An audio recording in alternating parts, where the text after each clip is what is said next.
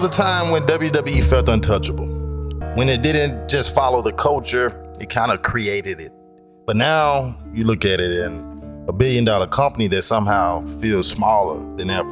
It's being ran by a Joe Biden type. Now, I'm not talking politics. I'm talking energy, leadership, and vision. See, Biden type, quote unquote, runs things safely, keeps the machine moving, makes sure nobody rocks the boat. But wrestling was built by people who rocked the boat until it flipped over. Actually, my dad, they had like little territories, back in the day. Mm-hmm. And my dad's territory was the Northeastern Territory.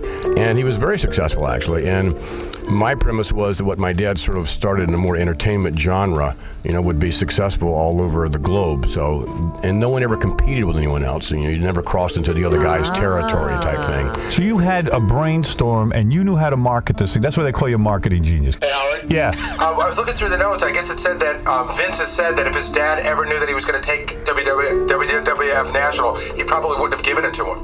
Well, that was because my dad had a lot of friends, these other, territory owners that owned these fiefdoms. My dad had a lot of friends and acquaintances. So, and in other words, you crushed these people. And I competed with them. Right. And you won. So what? Big deal. Them. You put them That's what you do in business. Right? Sure. Yeah, why not? my dad was not too thrilled with that at first, though. Vince McMahon, for better or worse, was a Trump type.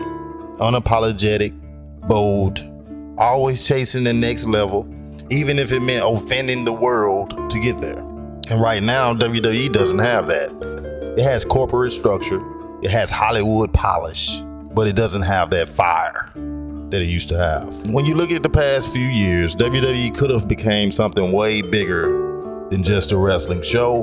They had the resources, they had the global reach, the nostalgia, and a fan base that was begging for something real again. If they had the right COO, a disruptor, a risk taker. You know who's going to take over the whole thing. Is Shane, your son, going to take over? Shane, Stephanie, Marissa. You're Equally. going to make those kids work together for the rest of their lives. Equal partners. Equal. And how do you think that'll work? Doesn't there have to be one person in charge? Like, you always had the ultimate say. Right. And haven't you seen these families where the kids start fighting and then everything goes to definitely. hell? I don't think it'll happen in my family, but, I'm sure everyone's always said that, but they're both in the business, and they both love the business. And I think that they'll work it out. WWE could have become something bigger than ESPN itself. It could have been the culture, live sports, documentaries, talk shows, all under one wrestling umbrella.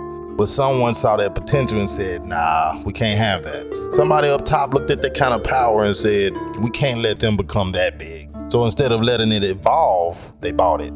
They neutered it. They turned rebellion into routine. Now it's all safe lighting, scripted promos, and corporate smiles. No edge, no chaos, and definitely no risk. And wrestling without risk is just acting in spandex, right? WWE doesn't need another billionaire. It needs a visionary, someone who understands that controversy isn't the enemy. Comfort is.